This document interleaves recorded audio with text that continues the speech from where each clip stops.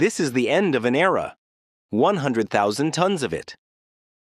For over 30 years, one American shipyard built a line of the most powerful warships ever to sail the ocean, the Nimitz-class supercarriers. 10 of them, each one a floating city, a nuclear-powered fortress, a symbol of American power. And then, in 2009, they built the very last one. After this ship, that legendary line would end forever. But here's the twist that most people don't know. This final carrier was hiding a secret. She wasn't just the last of the old generation, she was secretly half of something new.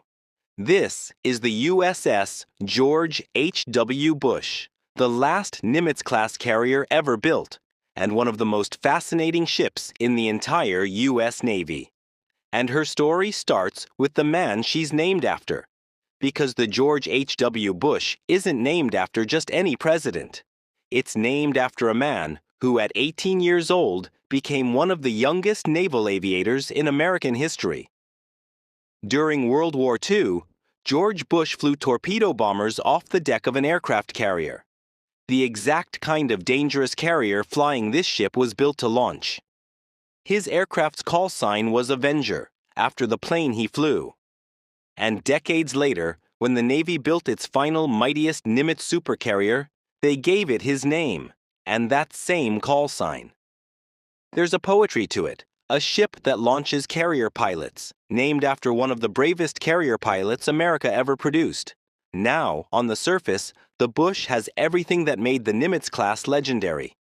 She's over 1,090 feet long. She displaces around 100,000 tons. She's powered by 2 nuclear reactors that let her sail for around 20 years without ever refueling. She carries a crew of roughly 5,000 and an air wing of dozens of aircraft. And her flight deck, 4.5 acres of it, launches jets with steam catapults and catches them with steel-arresting cables, day and night. In every way that counts, she's a true supercarrier. But if you look closely, you'll notice she's different from the 9 ships that came before her. And that's the secret, because the George H.W. Bush was never meant to be just another Nimitz. She was designed to be a bridge, a transition ship between 2 entire generations of carrier. By the time she was built, the Navy was already dreaming up its next-generation supercarrier, the Ford class. So the engineers used the Bush as a test bed. They gave her a redesigned island, the tower on her deck, making it smaller, enclosed, and moved further back to free up space and hide from radar. They gave her a new bulbous bow to slice through the water more efficiently. Curved flight deck edges to reduce her radar signature. A new propeller design. Modernized electronics. Lighter, stronger steel that shaved 100 tons off her weight. Many of these ideas were the very first steps toward the Ford-class carriers that would follow. That's why experts describe her as half Nimitz, half Ford. The old generation and the new, fused into a single hull.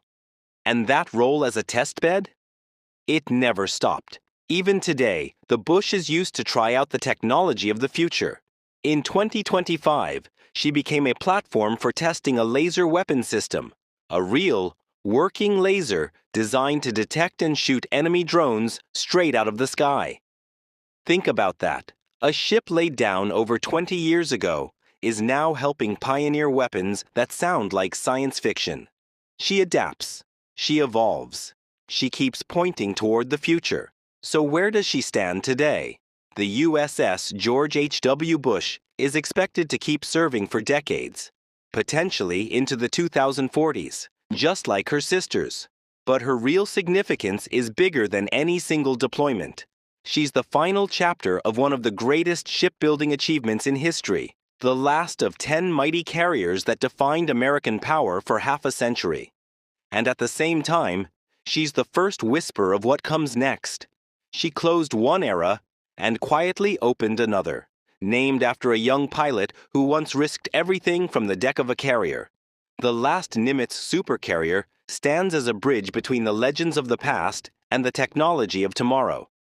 The USS George H.W. Bush, the last of her kind, and a glimpse of the future, all in one 100,000-ton machine.